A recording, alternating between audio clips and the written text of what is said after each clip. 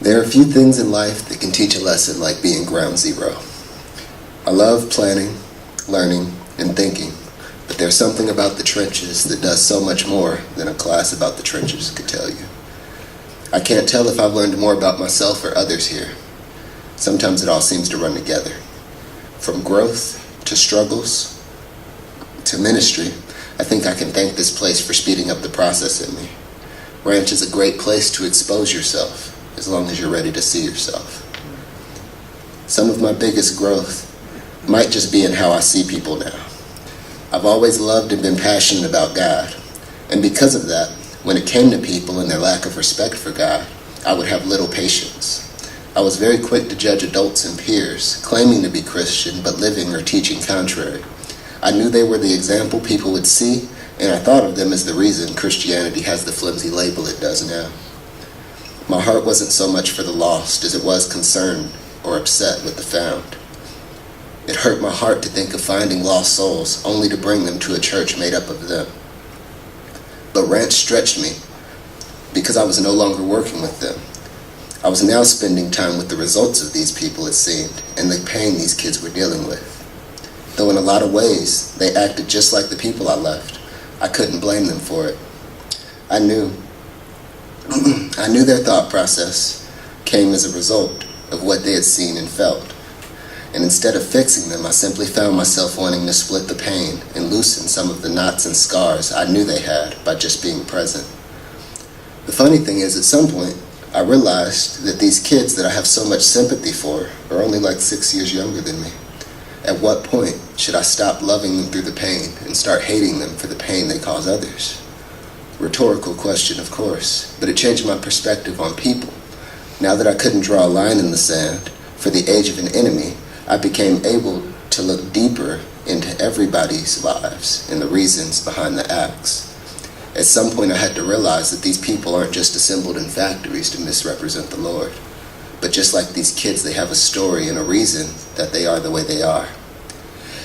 If I could relive my college days, I would definitely be more of the brother I learned to be here, and less of the Pharisee I tried to be there. Granted, I do believe my motive was usually in a good place. My approach was usually the issue. Love fixes a lot of things, the right answer wouldn't. That's a quote I picked up a while back that I wish I could have applied sooner in life. I was always one to try to observe and fix someone rather than know and love them. I had very strong convictions, and still do, that I felt others had to follow. But a strange thing has happened to me over this year when it comes to my views. I think I've learned to understand and appreciate other views without forsaking my own. Everything about this year has brought me to a place of understanding that why someone does something is much more important than what they do. I have personal convictions that I live by because I know my motives. But when it comes to other people, I'm pretty carefree because of how much I care for their why. I would hate to lose a relationship caring about what they're doing so much that I never come to understand why they do it. And one of the best places that I've been taught this lesson is our own Iona community. Iona has taught me a lot. One of them is that people don't think like I do. Not only that, but they also don't hear from God the same way I do, or even hear the same things in their personal life. What convicts me may not be a conviction for another person necessarily, because God looks at why they do something as opposed to what they do. Now, I would obviously still be a brother to someone in sin, or doing something questionable, but even those things come easier when your relationship isn't based on constant correction. Community has taught me a lot out here, but not without a price. Struggles also abound here too. The Iona crew early on definitely had its bumps, and I feel one of the hardest things about this community is being totally here. Every one of us had a life prior to being here, so there's a split that happens between people because life for everyone is happening in two places.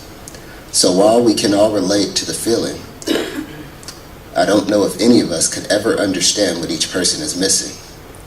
The natural outcome of a mellow conservative rooming with a high-energy extrovert while working with a progressive feminist, conflict-hating mediator, and Ugandan princess is usually going to be something close to a black hole.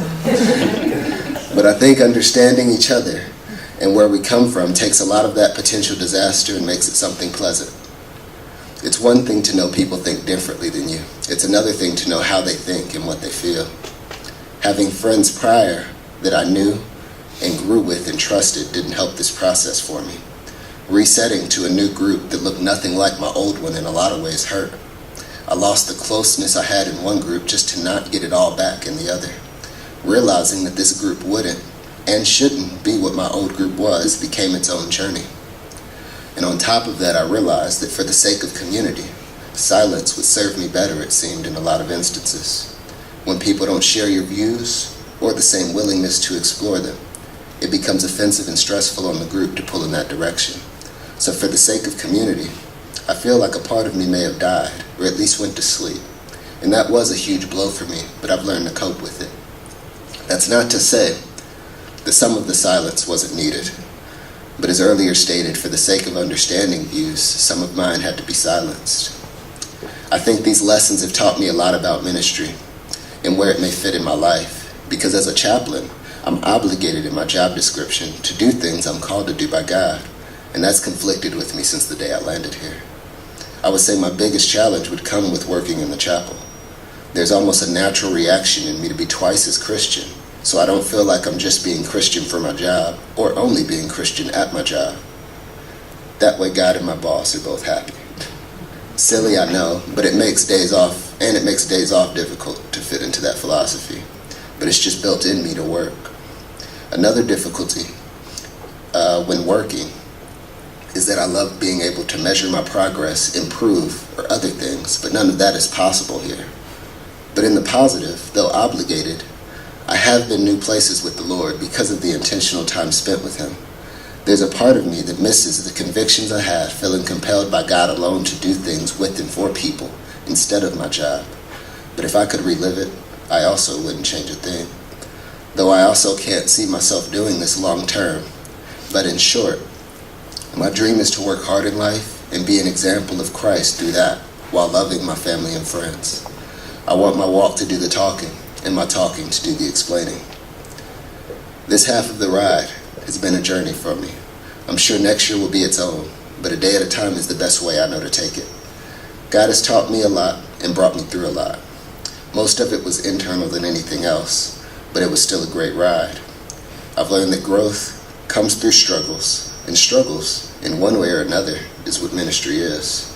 So a day at a time, I'm learning to love the struggle and learn from it.